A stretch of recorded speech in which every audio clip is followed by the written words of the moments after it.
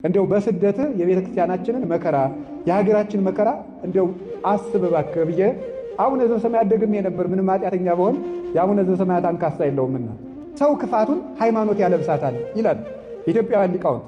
ሰው ክፋቱን ሃይማኖት ያለብሳታል ይልና በሃይማኖት ሳቅተው ቤተ ክርስቲያንን የሚጎዷት ሁልጊዜ ትምህርት አብስለው ያልተማሩ ሰዎች አብስለው ሳይማሩ ቤተ ክርስቲያንን የሚንድ ሐሳብ ይዘው ይመጡና ተከራክረው ሲረቷቸው ደግሞ ሄደው ከፖለቲካ ይለጠፋሉ።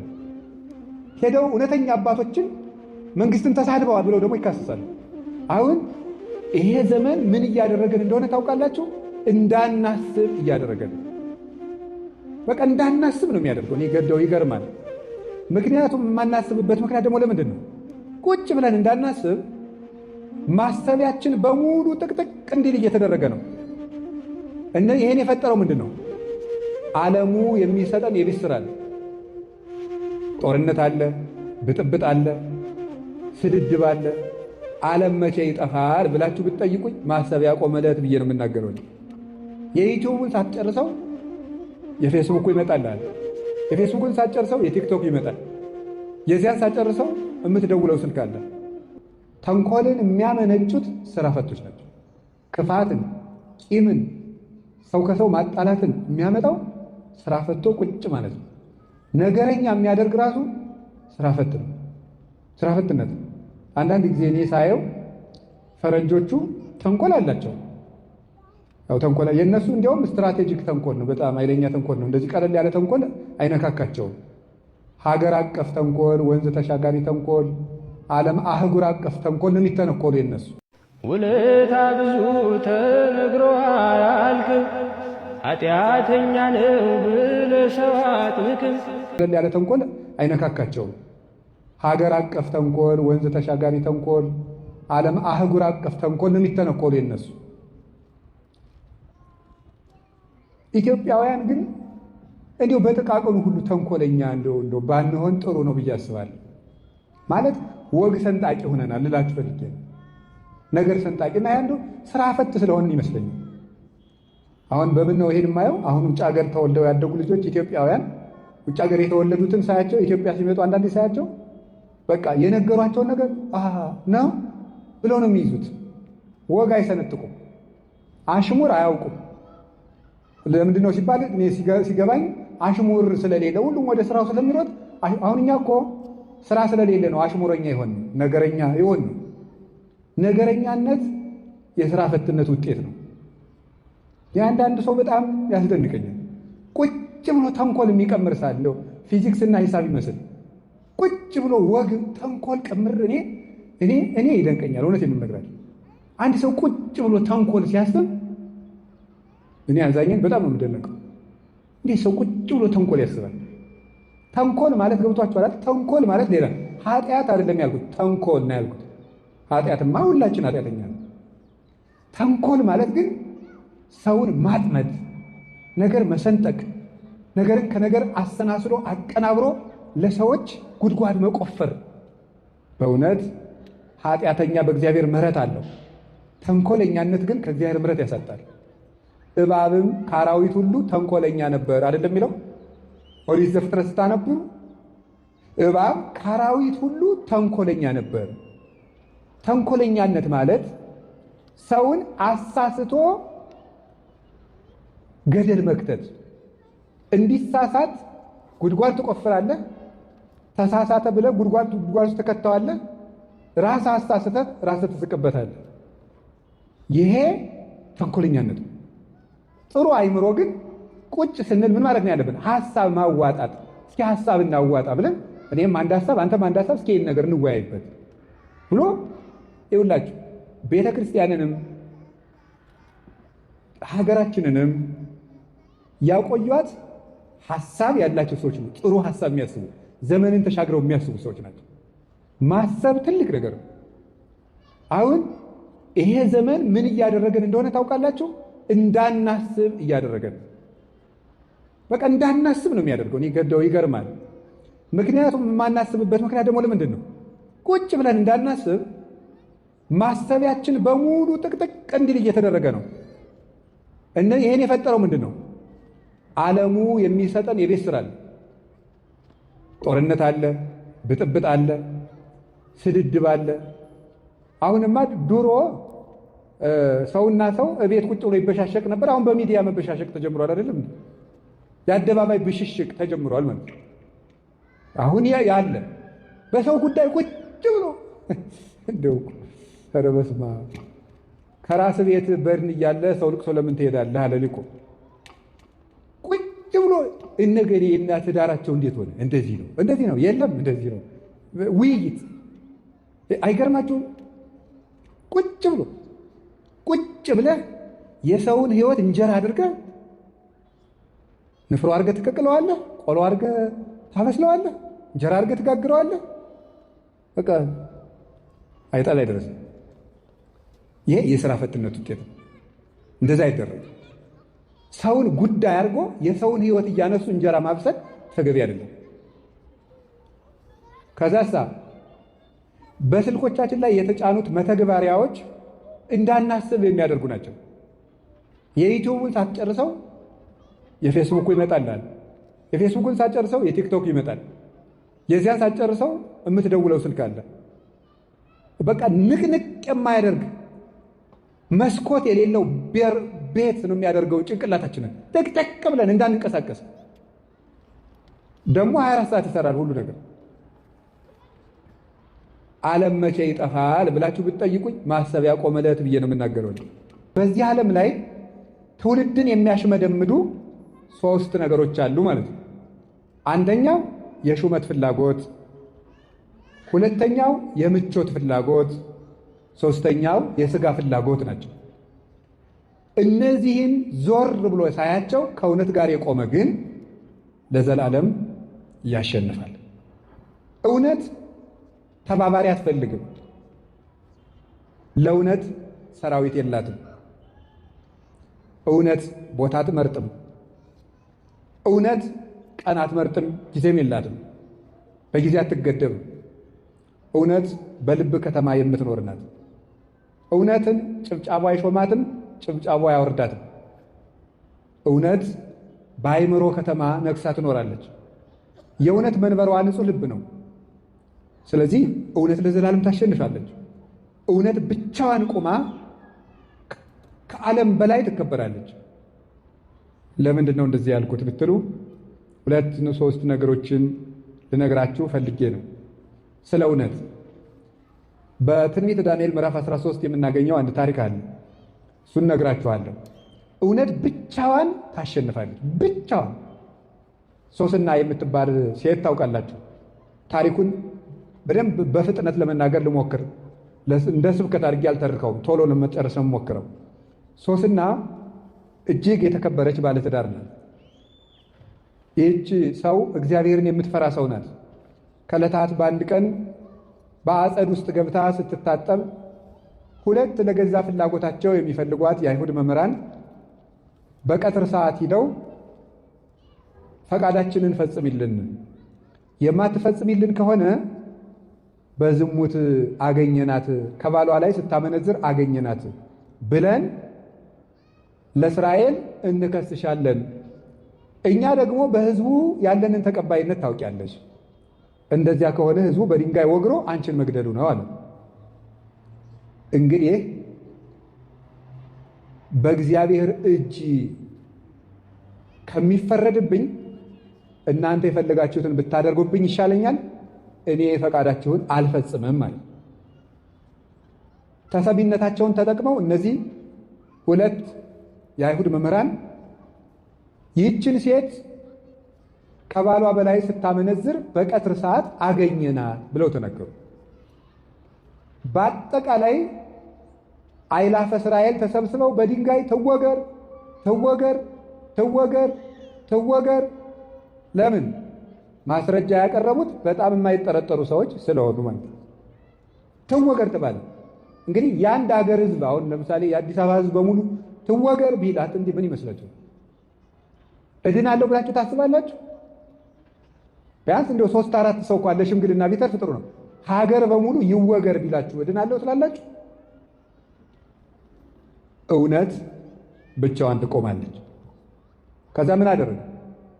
እሷ ልቧ አልተፈታም። የእስራኤል አምላክ የእውነት ዳኛ አንተ እንደ ፍርድ ፍረድልኝ ያለች ትጸልያለች። በእስራኤል ሴቶች ራሳቸውን መከናነብ ክብር ነው። ይቺ ወራዳ ክብር የላትምና ክንብንቧን ታውርድ አሉ። በውስጣቸው ግን ውበቷን መጥገብ ፈልገው ነው ይላሉ የቤተክርስቲያን ሊቃውንት፣ ያዋረዱ መስለው። ከዚያ በኋላ እግዚአብሔር ቸር ነው፣ እውነት አይመሽባትም፣ እውነት ብትዘገይም አትቀርም። ዳንኤል የሚባል ነቢዩ ዳንኤል ከመካከላቸው ተነሳ። እኔ ከዚች ሴት ደም ንጹሕ ነኝ አለ። ና ማእከሌነ እስመ እግዚአብሔር አልሐቀከ፣ እግዚአብሔር አንተን በመካከላችን ታላቅ አድርጎሃልና ና በመካከላችን ፍረድ አሉት። የእውነት ኃይሏ ሺዎች እየጮሁ የአንድ ሰው ጩኸት የአንድ ሺህ ሰው ጩኸትን ዝም እንዲላደረጋቸው ግርም ነው ያለ የሚያደርገው። ቆይ እስኪ እናንተ ውሸታሞች ይችን ሴት ከምን ዛፍ ስር ነው ስታመነዝሯት ብሎ ዛሬ የሕግ ባለሙያዎች መስቀለኛ ጥያቄ እንደሚሉት መስቀለኛ ጥያቄ ጠይቃቸው። ከምን ስር ነው አንተ ያየህ? አንደኛው ለብቻው ነው የጠየቀው፣ ከሾላ ዛፍ ስር፣ ሌላኛውስ ከወይራ ዛፍ ስር። የተለያየ የእግዚአብሔር መልአክ ይቀስፍሃል አለው። ሁለቱንም የእግዚአብሔር መልአክ ሰንጥቆ ሰንጥቆ አጠፋቸው። እውነት ለዘላለም ያሸንፋል። አንዲት ሴት ከእውነት ጋር ቆማ ሀገር ተነስቶባት ወገን ክዷት አሸነፈች። አንዲት ሴት ብቻዋን ማለት ነው። ስለዚህ ቁጥር አይተህ ከውሸት ጋር አትጨመር። እውነት በቁጥር አይለካም። ብቻህንም ቢሆን ከእውነት ጋር ቁም። እውነት ከሺህ ይልቅ ትመሰክራለች፣ አፍ አውጥታም ትናገራለች። የእውነትን ምስክር ተራራ አይጋርዳትም፣ ውሃ አይሞላባትም፣ ደመና አይጋርዳትም፣ ክረምትና በጋ አያስቀራትም። እውነት ከሰማያት በላይ ጸንታ የምትኖር ናት። እውነትን ጩኸት አያፍናትም። እውነትን ስም ማጥፋት አያስቀራትም። እውነት ለዘላለም ሁሉን ፈንቅላ ትወጣለች።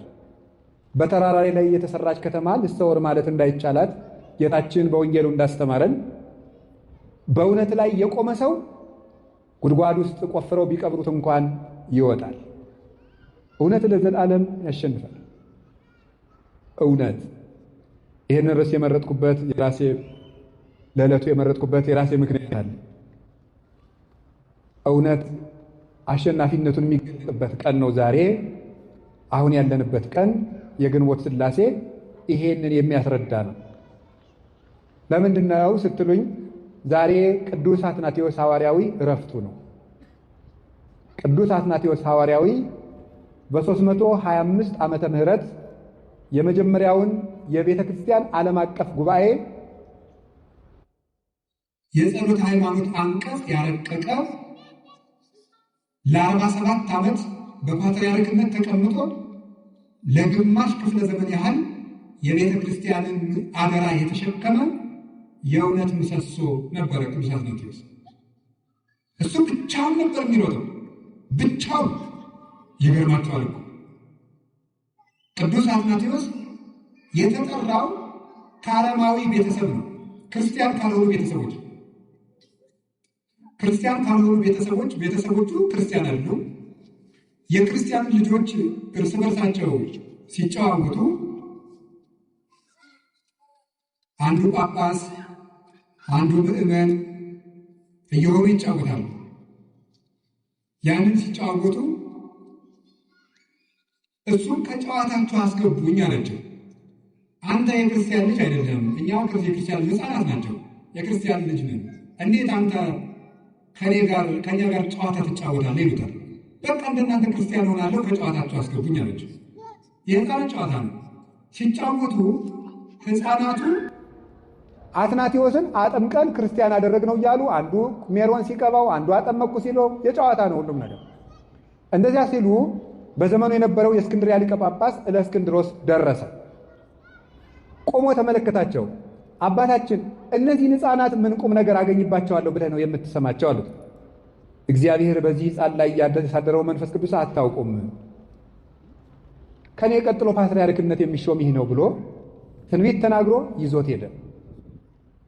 በደንብ እያስተማረ መጻሕፍተ ብሉያትን መጻሕፍተ ሐዲሳትን እያስተማረ ዘመኑ የሚጠይቀውን በግሪኮ ሮማን ኢምፓየር ተስፋፍቶ የነበረውን የግሪክ ፍልስፍና ጥንቅቅ አድርጎ እንዲማር አደረገው። ለምን?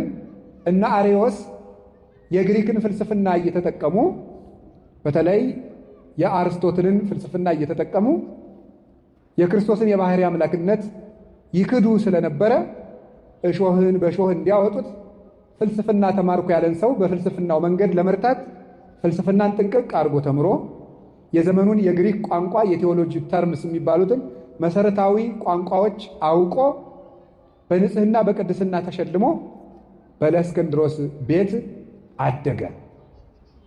ከሃዲው አርዮስ ኢየሱስ ክርስቶስ ያልነበረበት ዘመን ነበር ወይም አልነበረም።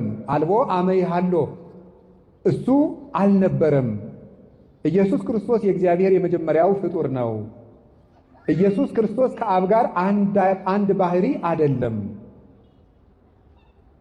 እንደዚህ አይነት ሶስት ክህደቶችን ይዞ አርዮስ ሲነሳ በኒቅያ ጉባኤ እንዲደረግ በዘመኑ የነበረው ንጉሥ ቆስጠንጢኖስ አዘዘ። ኒቅያ የምትባለው ዛሬ ኢዝኒክ ትባላለች፣ ቱርክ ውስጥ ያለች ከተማ ናት። እዚያ ዓለም አቀፉ ጉባኤ የመጀመሪያው ጉባኤ ተጠራ። 318 በዓለም የነበሩ ሊቃነ ጳጳሳት በሙሉ ሄዱ። የቤተ ክርስቲያን መከፋፈልም አልነበረም። የዚያ ጊዜ ቤተ ክርስቲያን አንዲት ቤተ ክርስቲያን ናት። እዚያ ሲሄዱ ቅዱስ አትናቴዎስ ተገኘ። እነዚህን ክደቶች ሲያቀርብ ኢየሱስ ክርስቶስ ቀዳማዊ አይደለም ባለ ጊዜ ቀዳማዊነቱን ተንትነው አስረዱ። ቀዳሚው ቃል በመጀመሪያ ቃል ነበር የሚለውን ዮሐንስ ወንጌል ምዕራፍ 1 ቁጥር 1 ያለውን መሰረት እያደረጉ ቃል በመጀመሪያ ነበር ስለሚል ከቃል ተለይቶ የሚኖር ልብ የለም፣ ከልብ ተለይቶ የሚኖር ቃል የለም። ወልድም ከአባቱ ተለይቶ አልኖረም።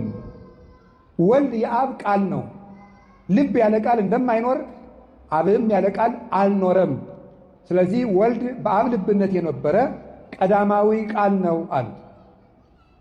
ዕብራውያን ምዕራፍ 1 ቁጥር 3 ያለውን አንስተው ዘውቱ ጸዳለ ስብሐቲሁ ስለ ኢየሱስ ክርስቶስ ሲናገር ቅዱስ ጳውሎስ እሱ የክብሩ ነጸብራቅ ነው። ሃይማኖታችሁን በደንብ ስሙ። እናንተም መማር አለባችሁ። አንዳንድ ጊዜ እግዚአብሔር ያበላል ያጠጣል የሚል ስብከት ብቻ አይደለም መስማት ያለባችሁ፣ መሰረታችሁንም ማወቅ አለባችሁ። ሃይማኖት ሲነገር እንቅልፍ መተኛት፣ እግዚአብሔር ጤና ይሰጣል እንጀራ ያበላል ሲሏችሁ እልል ማለት፣ ይሄ ነውር። በደንብ አድርጋችሁ ማወቅ አለባችሁ ሃይማኖታችሁን። ኢየሱስ ክርስቶስ ቀዳማዊ ቃል ነው። ቃል ነው። ቃል ደግሞ ሥጋ ሆኗል። ቃል ደግሞ እግዚአብሔር ነው። ቃል በልብ እንደሚኖር ወልድ በአብ ኖሯል። ከአብ ተለይቶ የኖረበት ዘመን የለም። የወለዱ አብ እምድኅረ ዘመን፣ አብ ኑሮ የወለደው አይደለም። አልወቱ ጥንት፣ መጀመሪያ አልነበረውም። እሱ ቀዳማዊ ነው። ዕብራውያን ምዕራፍ 1 ቁጥር 3 ላይ እሱ የአብ የክብሩ ነጸብራቅ ነው፣ የአብ የክብሩ ጸዳል ነው፣ የአብ የክብሩ ብርሃን ነው አለ። ይህ ማለት ተመልከቱ፣ ነጸብራቅ ጸዳል የምንለው ከፀሐይ ወጥቶ እኛ ላይ የሚያርፈውን በተለምዶ ጨረር ብለን የምንጠራው ነው። እሱ ነጸብራቅ የፀሐይ ጸዳል ይባላል። ይህ ጸዳል እኛ ላይ መጥቶ ሲያርፍ ከፀሐይ ከክብ አካሏ ተለይቶ አይደለም፣ ተለይቶ የኖረበት ጊዜ የለም። ከክቡ ጋር አብሮ እንዳለ እዚህ እኛም መጥቶ ያሞቃል፣ ያበራል። እንደዚህም ሁሉ ወልድ የአብ ብርሃን ነው፣ የአብ ጸዳል ነው ማለት ጸዳል ወይም ነጸብራቅ ከፀሐይ ክበብ ሳይለይ እንደኖረ ወልድም ከአባቱ ሳይለይ የኖረ ነው። ወልድ ያለዚያ ጸዳል አብ ብቻውን አልነበረም። አብ ማለት አባት ማለት ነው። አባት የአብ ደግሞ አብነቱ ቀድሞ የነበረ ነው። ወልድን ኑሮ ወለደው ካልን ግን አብም አብ የሆነ ኖሮ ነው ማለት ነው። ምክንያቱም ያለ ልጅ አባት የሚባል የለምና። ስለዚህ ክርስቶስ ዓለማት ሳይፈጠሩ በአብ ክብር የነበረ ነው። እሱም ከአባቱ ጋር አንድ ነው። ኩሉ ዘቦላሙ የዚአየ ውእቱ ዮሐንስ ወንጌል ምዕራፍ 16 ቁጥር 15 ላይ ለአባቴ የሆነው ሁሉ የኔ ነው ብሏል። ለአባቴ የሆነው ሁሉ የኔ ነው። ለአባቴ የሆነው ሁሉ የኔ ነው። ያዙ። ለአባቴ የሆነው ሁሉ የኔ ነው ማለት ምንድን ነው? የአብ ቀዳማዊነት የወልድ ቀዳማዊነት ነው። የአብ ሕያውነት የወልድ ሕያውነት ነው። የአብ ሕይወትነት የወልድ ሕይወትነት ነው። የአብ ምሉዕነት የወልድ ምሉዕነት ነው። የአብ ረቂቅነት የወልድ ረቂቅነት ነው። የአብ ሁሉን ቻይነት የወልድ ሁሉን ቻይነት ነው። የአብ ሁሉን አዋቂነት የወልድ ሁሉን አዋቂነት ነው። የአብ አይመረመሬነት የወልድም አይመረመሬነት ነው። አብ እንደማይመረመር ወልድም አይመረመርም። አልቦ ዘየአምሮ ለአብ ዘእንበለ ወልድ ባሕቲቱ ወአልቦ ዘየአምሮ ለወልድ ዘእንበለ አብ ባሕቲቱ። ከአብ በቀር ወልድን የሚያውቀው የለም፣ ከወልድም በቀር አብን የሚያውቀው የለም። የማቴዎስ ወንጌል ምዕራፍ 11 ላይ ሲናገር ከአብ በቀር ወልድን የሚያውቀው የለም፣ ከወልድም በቀር አብን የሚያውቀው የለም። ስለዚህ አብ እንደማይመረመር ወልድ አይመረመርም፣ ወልድ እንደማይመረመር አብ አይመረመርም። ወለዘፈቀደ ሎቱ ወልድ ይከስት ሎቱ፣ ወልድ ለፈቀደው ይገልጥለታል እንጂ።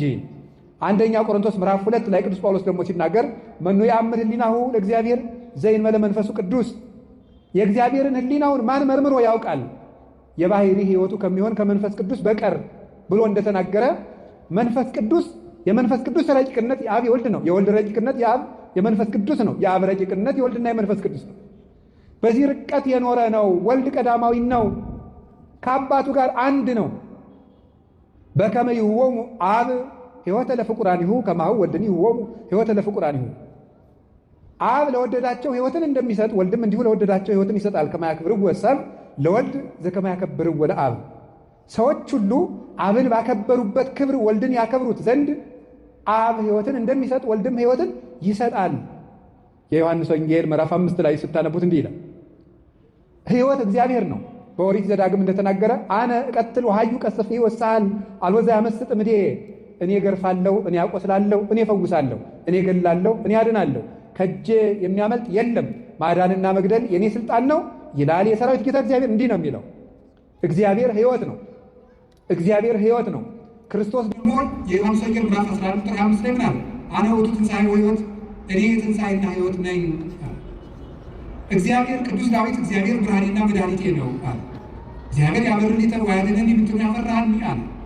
እግዚአብሔር ብርሃኔና መድኃኒቴ ነው። መዝሙር 26 ቁጥር 1 ላይ የዮሐንስ ወንጌል ምዕራፍ 8 ቁጥር 12 ላይ አነ ውእቱ ብርሃኑ ዓለም ዘይተለወኒ ይርኤ ያለ ጽልመት አላ ይረክብ ብርሃነ ሕይወት፣ እኔ የዓለሙ ሁሉ ብርሃን ነኝ፣ እኔን የሚከተለኝ ከቶ ጨለማን አያይም ለዘላለም ሕይወትን ያገኛል እንጂ ብሎ ነው የነገረኝ ጌታ። ስለዚህ ክርስቶስ ከአባቱ ጋር አንድ ነው። አባ ሰባህኒ በስማቲከ ዘሃሎ ምስሌከ እምቅድመ ይትፈጠር ዓለም። አባት ወይ ከአንተ ጋር ዓለም ሳይፈጠር በነበረኝ ክብር ግለጠኝ፣ የኔን ክብር ግለጥ አለ። ወዝንቱ ውእቱ ሕይወት ዘላለም ከማይምሩከ ለከ ለአምላከ ጽድቅ ባሕቲትከ ወለዘፈነውዎ ኢየሱስ ክርስቶስ ወልድከ። የዮሐንስ ወንጌል ምዕራፍ 17 ላይ ሲናገር አባቴ ሆይ የዘላለም ሕይወት ይህች ናት፣ የዘላለም ሕይወት ይህች ናት፣ ብቻህን አምላክ የምትሆን አንተን ያውቁ ዘንድ የላከው ልጅህን ኢየሱስ ክርስቶስ የሚያውቁ ዘንድ ነው። እንግዲህ የዘላለም ሕይወት አብን በማወቅና ወልድን በማወቅ የሚገኝ ከሆነ የዘላለም ሕይወት በአንድ አምላክ ይሰጣል እንጂ በዋና አምላክና በተከታይ አምላክ የሚሰጥ አይደለም። አምላክም አንድ ነው፣ ሕይወት ሰጭም አንድ ነው።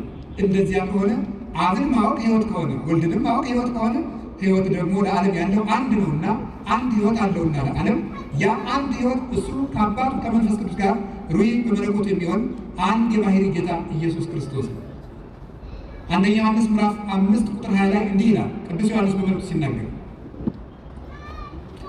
ንነሰ ነአምን ከመ መጽአ ወልደ እግዚአብሔር ወሀበነ ልበ ከመ ናይብሮ ለእግዚአብሔር በጽድቅ። እኛ ግን የእግዚአብሔር ልጅ እንደመጣ እግዚአብሔርንም እናውቅ ዘንድ ልቡናን እንደሰጠን እናውቃለን። ወሀለውነ በአሚን በወልደ እግዚአብሔር ዘውእቱ ዘበአማን እግዚአብሔር። አንድያ ልጅ በሚሆን በእግዚአብሔር ልጅ በኢየሱስ ክርስቶስ በማመን ጸንተን ይሄው እንኖራለን። እሱም ለዘላለሙ እውነተኛ አምላክ ነው ይላል። ስለዚህ ኢየሱስ ክርስቶስ ከአባቱ ጋር አንድ ነው። እኔና አብ አንድ ነን። ዘሬ ኪያየ ርዮ ላሙዬ፣ አባቴን ያየ እኔን አየ። አብን ማየት እንዴት ወልድን ማየት ከሆነ ወልድን ማየት አብን ማየት ከሆነ አብ ከወልድ ልዩ ነውን? አይደለም።